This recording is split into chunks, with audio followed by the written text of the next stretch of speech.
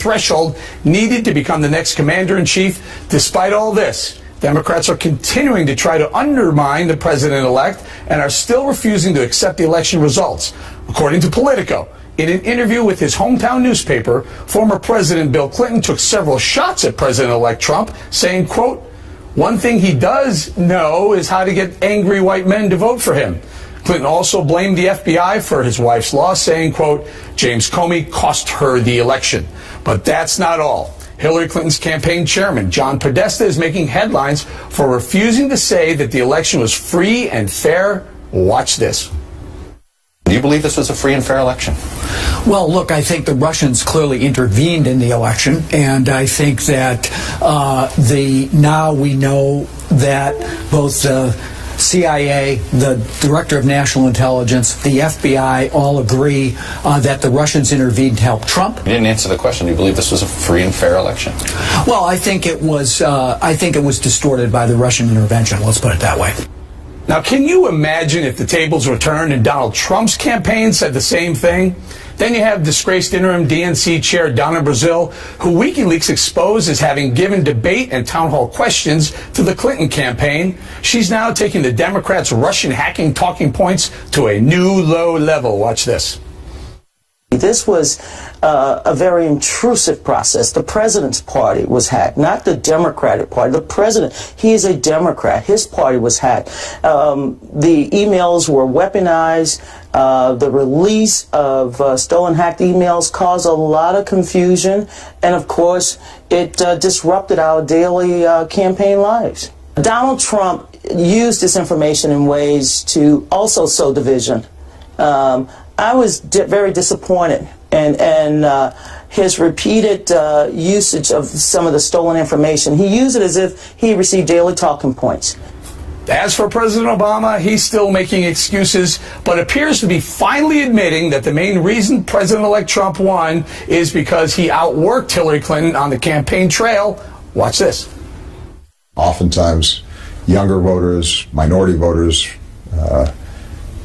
Democratic voters, are clustered in urban areas. So and on the coasts. Sure. And on the coasts. And so as a consequence, you've got a situation where there are not only entire states, but also big chunks of states where if we're not showing up, if we're not in there making an argument, then we're going to lose.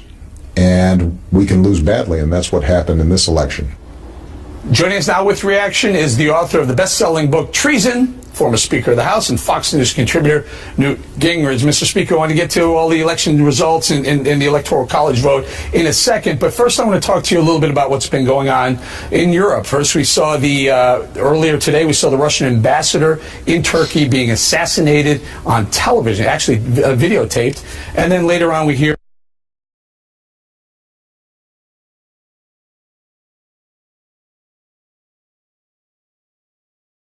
that the White House is now calling the Berlin, Germany truck that plowed into the Christmas market a, quote, terror attack, likely to be a terror attack. Your thoughts? Tell us what you see going on. Well, clearly the man, as I understand it, the man who killed the Russian ambassador yelled Allahu Akbar and was a Islamic supremacist. So that has to be an act of terrorism. Almost certainly the truck in Germany was another act of terrorism. It'll be interesting to see if it's from somebody who is a refugee, which will put Chancellor Merkel's government in even deeper trouble, as the German people are increasingly tired of criminal behavior from various refugees who she's allowed into the country.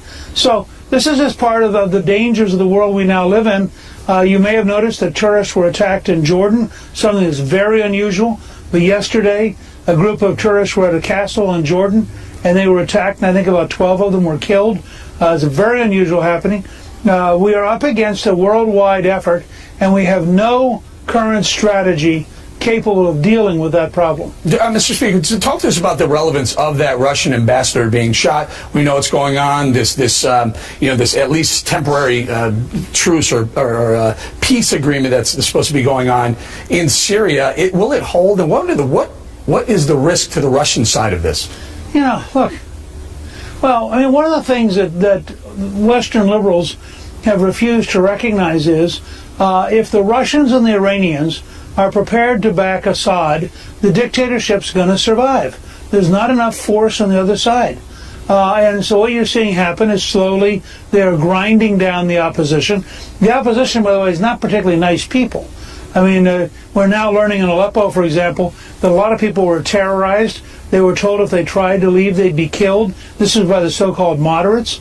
I think the Turks are very upset, and they don't quite know what to do because they have ISIS and Al-Qaeda directly south of them, and they have the Kurds to their east, and they're under tremendous internal pressure now. But our Syria policy is in shambles right now, Mr. Speaker. When you have the Russians hardening now, I assume they're going to harden after their ambassador was killed. We're on the other side of this. We were the ones who were saying, hey, we need Assad must go. Russians are saying Assad must stay. What does a President-elect Donald Trump do? What's he stepping into? Well, I think that this is why General Flynn is going to matter as head of National Security Council, and I think that's why General Mattis is going to matter, and Secretary of State is going to matter, because they're going to have to sit down and really think through a new strategy. Now, with Jim Mattis and with General Flynn, you have people who were there. General Kelly, who will be at Homeland Security, they've all been there in combat. They have a very good sense of the region, and I suspect they will be giving the President-elect some very professional advice about what to do. But I think part of it has to come from a realization that we have, unless we're prepared to really deeply invest, which I don't think we are, we have very limited options right now in dealing with Syria. Okay, we'll leave it right there because I want to pivot back to some of the other news of the day. Donald Trump, President-elect Donald Trump, has now gone over the 270 threshold. He will be the next president of the United States. Now, we heard the Democrats out in force over the weekend whining anyone but Clinton, ABC, anyone but Clinton's fault that she lost.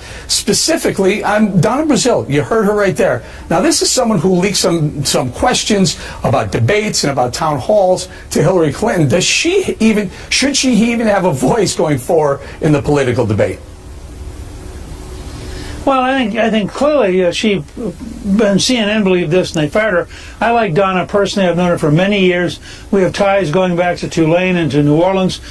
She's a wonderful human being, but she got caught up in something that really was to her disadvantage. I suspect she will not, be there much longer as National Committee Chair. But the one that I think is far more interesting is the campaign chairman, who, remember, was in charge of $1 billion. $1 billion. Had the incumbent president as his ally. Had the national news media as his ally, and they lost. And so he's looking for anybody he can blame in order to get out from under this. And it's almost comical to watch them look. I think the next phase will be that it was Martians.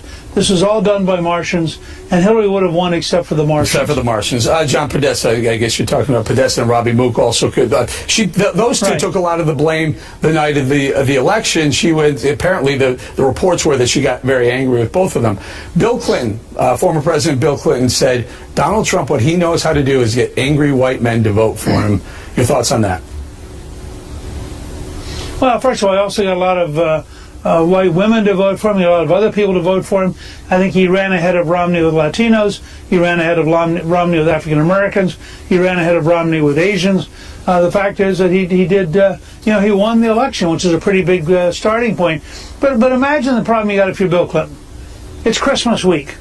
Your wife just lost. It was her second loss. She's going to spend the rest of her life being non-President Clinton while you're going to be President Clinton. You'll say almost anything to try to make her feel good. And I think that's what you're seeing. Well, what's Bill going to do? He's not going to get up and say, I don't know why, but my wife just failed. He can't do that. Think what Christmas would be like.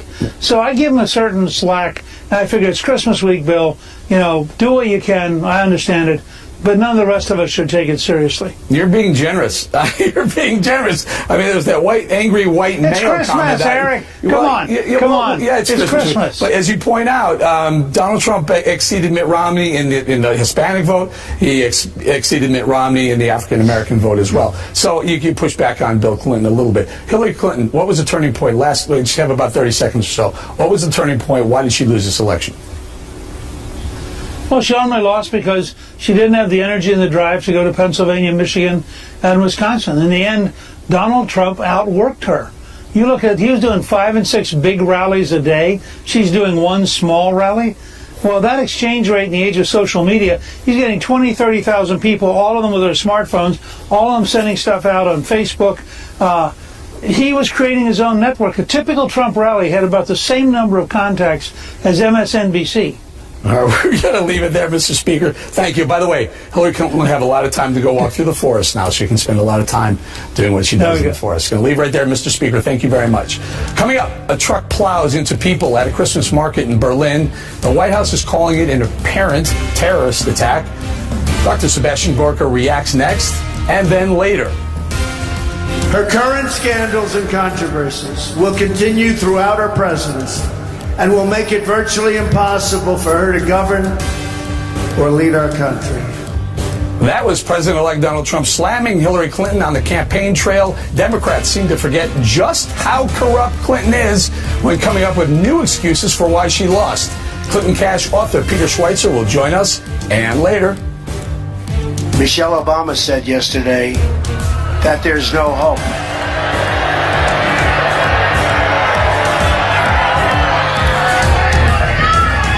But I assume she was talking about the past, not the future. President-elect Donald Trump is responding to the First Lady Michelle Obama's comments about Americans losing hope after his victory. Charlie Hurt and Judge Jeanine Pirro will weigh in. That and a whole lot more as Hannity continues. This program is brought to you by Right at Home. Make sure your loved ones receive the right care. Right at Home.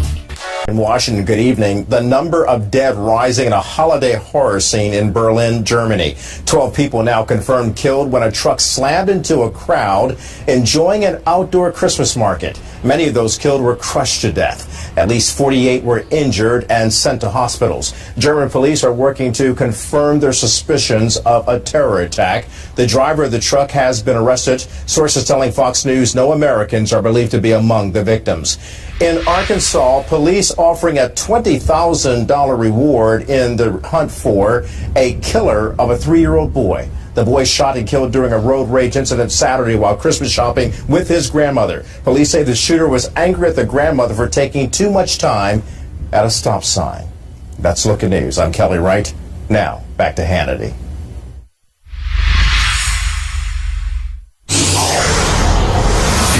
This is a Fox News alert. The White House is calling the chilling scene at a German Christmas market earlier today an apparent act of terror.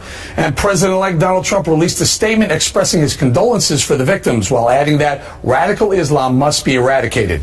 Joining us now with reaction is the author of Defeating Jihad, Dr. Sebastian Gorka. Thank you for joining us, Doctor. So a couple of attacks today. We see what's happening. Is this because of the season? Is this specifically because it's a Christian holiday? Well, remember, Eric, that the San Bernardino attack also happened around the Christmas season. And in fact, Malik and Farouk killed 14 of their fellow colleagues at the Christmas party in the offices where they were employed. So Christmas is the ultimate infidel target, if you will. And if it does turn out, as very likely seems to be the case, that this was a jihadi attack, then we can expect more threats of this kind. So this is the reality of the world we live in. There is no front line like there was in World War I or World War II. Eric, the front line is when you leave your house in the morning or when you go to a Christmas market in downtown Berlin.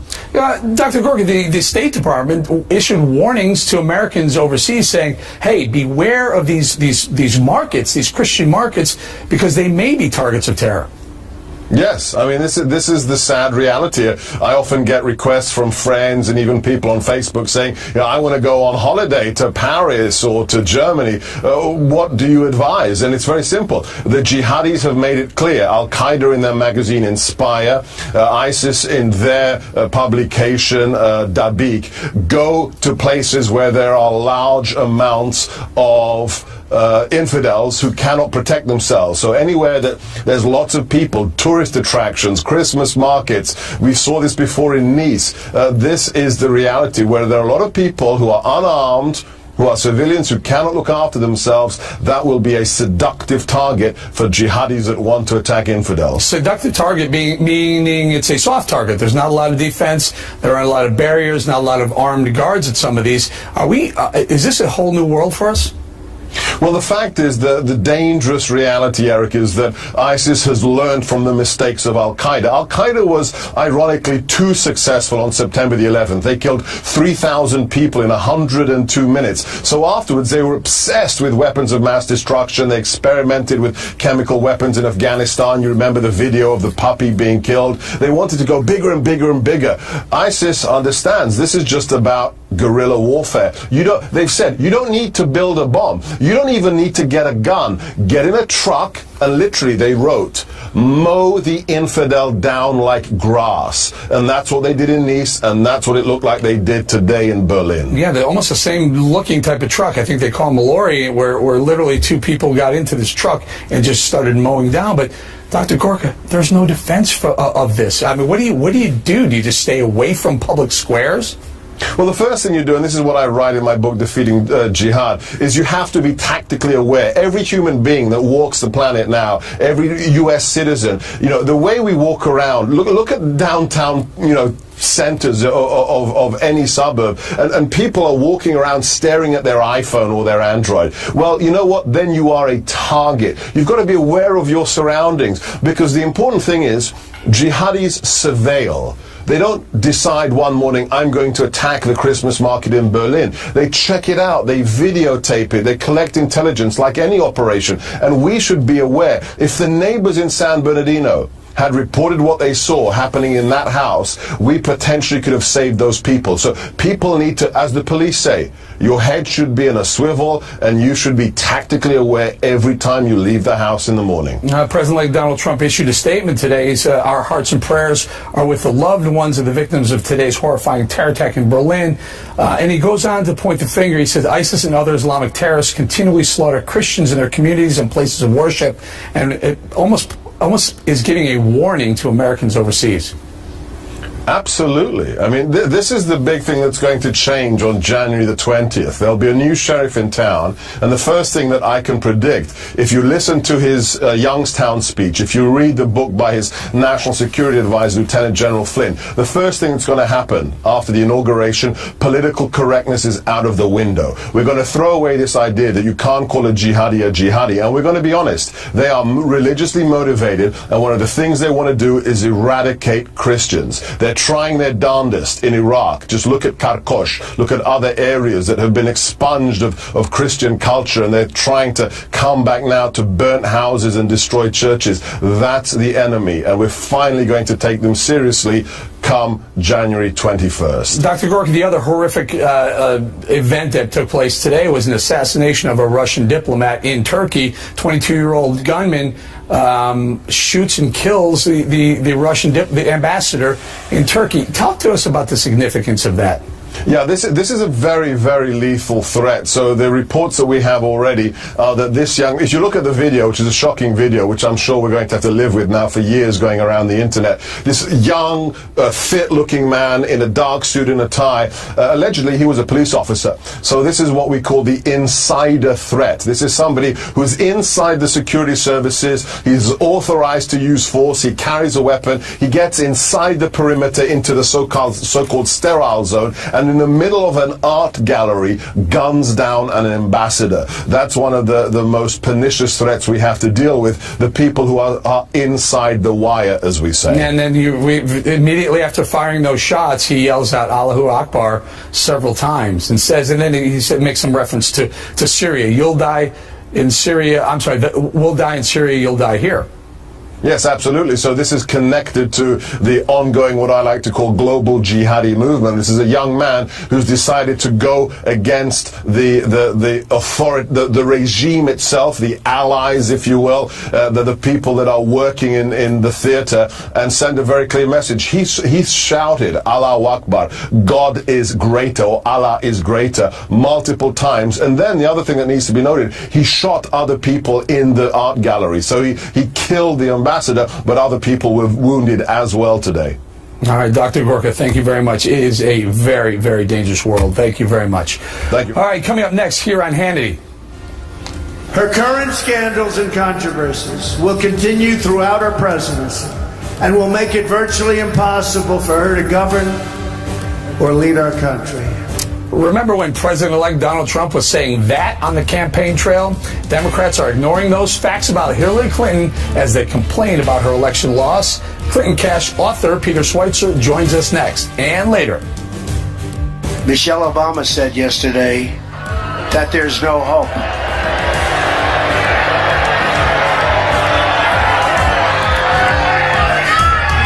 But I assume she was talking about the past, not the future. President-elect Donald Trump is reacting to First Lady Michelle Obama's comments about Americans lacking hope after his election win. Charlie Hurt and Judge Jeanine Pirro are here later with reaction. That and more as Hannity continues.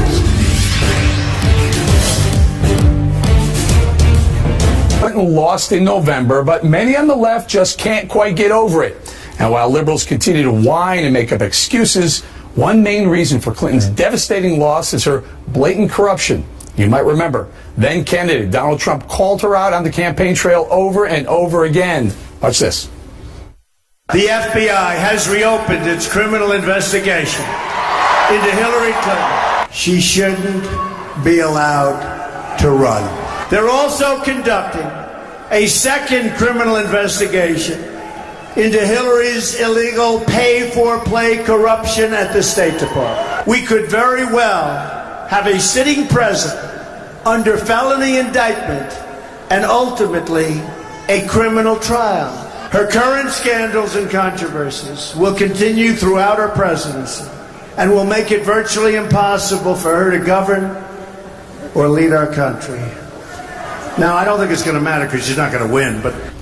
Joining me now to remind liberals just why Hillary Clinton lost the election is the author of Clinton Cash, the untold story of how and why foreign governments and businesses helped make Bill and Hillary rich, Mr. Peter Schweitzer. Peter, thanks for joining us. Let me start with this. How rich are Bill and Hillary Clinton?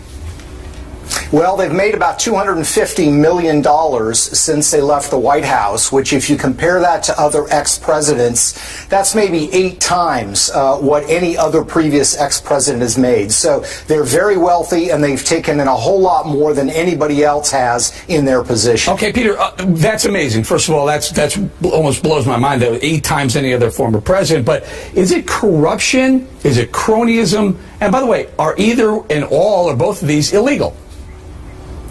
Yes, I think there was a lot of illegal activity. Look, I think if you were to give a subtitle to this election, it's that corruption has consequences. People don't like corruption. If you look at the surveys, the exit surveys, 3 out of 4 Americans believe there was widespread corruption in Washington, D.C. So when Hillary Clinton, whether it's the Clinton Foundation, whether it's Bill's speaking fees, whether it's the email scandal, when people hear about that repeatedly, it bothers them. And the Democrats don't seem to think it did bother people. But look, far before the hacking took place, going back into 2015, some 70% of the American people did not trust Hillary Clinton to be honest and trustworthy. And that has major consequences, particularly when independents vote. Okay, let's talk a little bit about the money coming in and the money going out. Start with the money coming in.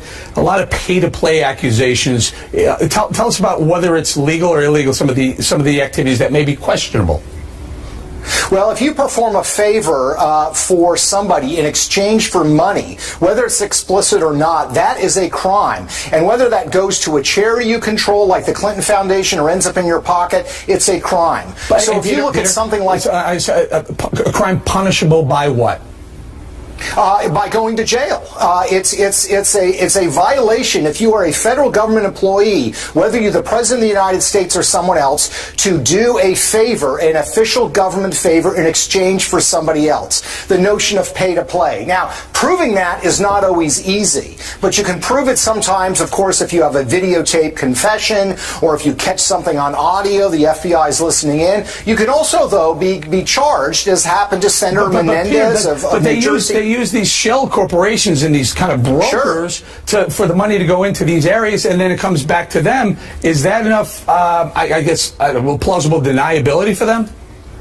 Oh, absolutely. It's plausible deniability. But if you look at the recent prosecutions, whether it's former governor of Virginia, you look at the former governor of Alabama who's in jail right now, you look at Senator Menendez, in none of those cases was there an explicit quid pro quo or was there a videotape or an audio tape. It was all based on money flowed and favors were given in return. So the notion that the Clintons didn't do anything illegal is incorrect, and that's why you have 5 offices, field offices of the FBI investigating the Clinton Foundation. They've been doing it since last year. Right. I have only about a minute left or so. That's the money coming in, still questionable, and I guess these FBI offices will continue to investigate. The money going out, are they abusing the way they're spending the money of the Clinton Foundation? Oh, absolutely. And you don't have to go any further than the internal evaluation that was done for them by Simpson Thacher, the law firm that Chelsea requested. And in that review, they asked Clinton Foundation employees to rate the effectiveness of the charity and the way it spent money on a scale from 1 to 10. Clinton Foundation employees on average gave it a 4 for effectiveness. Some employees gave it a 1. That internal review, by the way, Eric, also said that they found evidence of quid pro quo expectations between donors and the Clintons. So it is a settled case that the Clinton Foundation was ineffective and that there was pay to play. You don't need to go anywhere else in that internal review. I want to stay on this, these outflow of funds from the foundation. Someone's got to pay for the travel. Someone's got to pay for the restaurant. Someone has to pay for the security. Should the Clinton Foundation be paying for all the Clintons and their whole family structure to be living this lifestyle? No, what they do is they sort of double bill. So Bill Clinton takes a trip to India, and it may be business related. He may be giving a speech, but because he has a conversation with somebody there about the Clinton Foundation picks up the travel tab. No, it's not appropriate, and the IRS needs to look at the tax status and how they've spent money in the activities of the Clinton Foundation as well. That's a huge problem. They spent $50 million in travel over the course of 5 years, much of it paying for the luxurious travel of Bill and Hillary Clinton. Wow, we're going to leave right there. Peter Schweitzer, thank you very much. Coming up next, right here on Hannity. Michelle Obama said yesterday that there's no hope.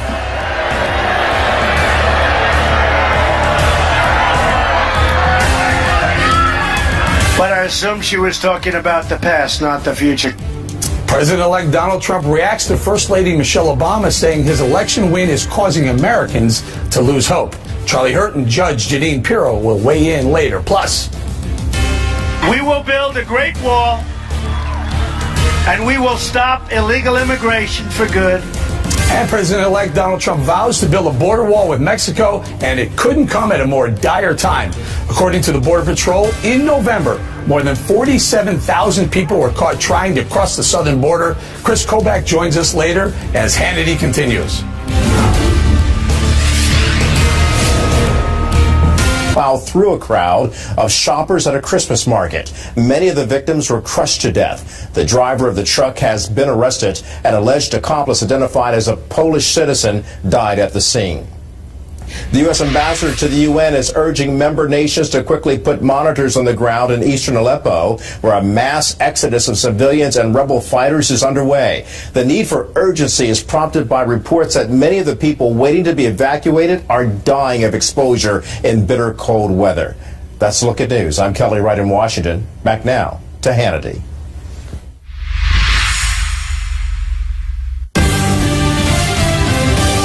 Welcome back to Hannity. First Lady Michelle Obama recently sat down for an interview with Oprah Winfrey and said Americans have lost hope. Watch this. Your husband's administration, everything, the election was all about hope. Do you think that this administration achieved that? Yes, I do. Because we feel the difference now. Yeah. See, now we're feeling what not having hope feels like, you know. Oh, now. Anyway, during his final stop on his thank you tour this weekend, President-elect Donald Trump responded this way. Michelle Obama said yesterday that there's no hope.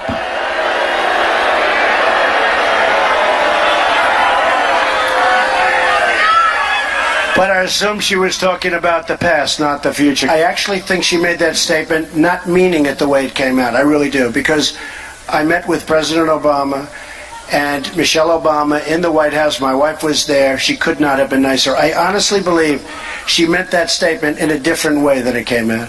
Well, joining us now with reaction is Fox News contributor Charlie Hurt and the host of Justice, Judge Jeanine Pirro. Judge, you're fired up on this one. This one's getting to you, right?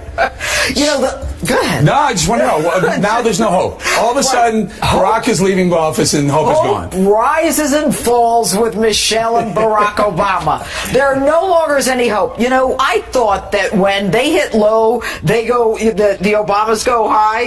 Here's the bottom line. When you've got people who are saying when we leave office, you guys don't have any hope, that is an outrage. And the lack of hope is why Donald Trump won this election. The lack of hope is why outsider won an election, why 30,000 people on a cold night get together with their kids, wait in line to see Donald Trump. Hope is when people at Carrier get their jobs back because an outsider, not the Obamas, not the Democratic Party, make a decision that they are going to elect someone who's going to do something for them. You know what, Charlie? Small businesses are suddenly showing signs of hope.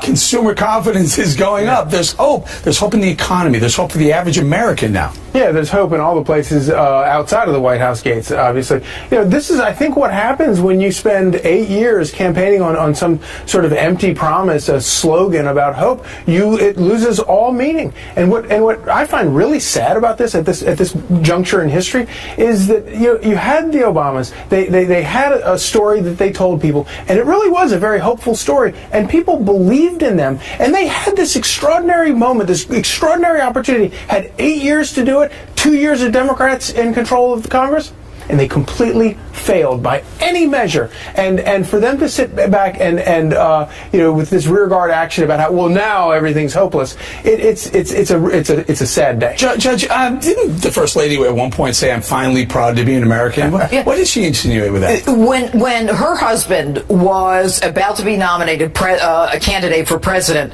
she was 44 years of age, and for a woman who was a lawyer, who's someone who was educated in this country, to say for the first time, "I'm proud to be an American," and then when they leave the White House, hope is gone for all of you because we're leaving. You know when hope was gone? Hope was gone for men on a rooftop in Benghazi. Hope was gone for those people at Carrier when Obama said to them, "There's no way you're getting your jobs back." I mean, if people look at what happened during the Obama's reign in the White House, that the racial divide, the hatred of law enforcement, the hatred of the military, all that was destroyed during their 8 years. And shame on them for trying to convince America, who now is so strong behind Trump, that they are the reason that their going is the reason we're going to lose and we're a failure. What's the end game, Charlie? Here, what's the play here? To say literally with 32 days left before they leave the White House, hope is leaving us again. What is this all about?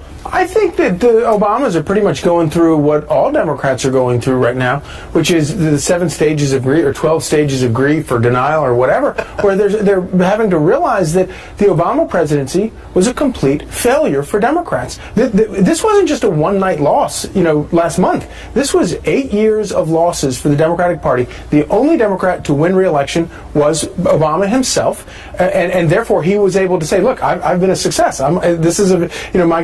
My presidency has been a victory." No, it wasn't. He destroyed his party in the process. And so instead of looking at the root causes of it all, they're just trying to spin and try to cast blame and try to get out of everybody blaming them for it. Judge, I think Charlie's right. I believe there's 5 stages of grief. Yeah. One of them is sadness. Then there's also denial, and then there's anger. I'm not sure what stage are they in right now.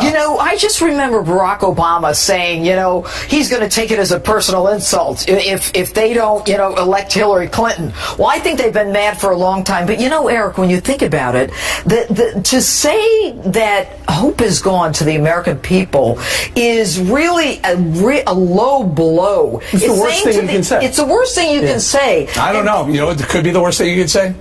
You're deplorable. irredeemable. That could be the worst thing. But it tells you but what they Hope think leaving could be of the second. majority. That and make no mistake, Donald Trump ran to win the Electoral College, and that's just what he did. He didn't run to win the popular vote because that would have been a different race. And he ran to win, and he won. And now they're saying, all of you losers, you deserve to have no hope. You know how many stages of grief you can tell there are? It's however many excuses they've come up with for why she lost. Answer. Whether it's voting booths, Russians, alt-right. And so, at the end of the day, when you count up all those, that's how many. All right, I'll leave it right there. Thank you guys very much. Be sure to check out Judge Jeanine's Facebook page and check out the opening statement from that from her weekend show. It's amazing about Michelle Obama's comments. And coming up next, right here on Hannity. We will build a great wall, and we will stop illegal immigration for good. President Donald Trump is promising to build a wall as a new report from the Border Patrol reveals over 47,000 illegal immigrants were apprehended just last month alone trying to enter the country. Kansas Secretary of State Chris Kobach joins us next. That and more as Hannity continues.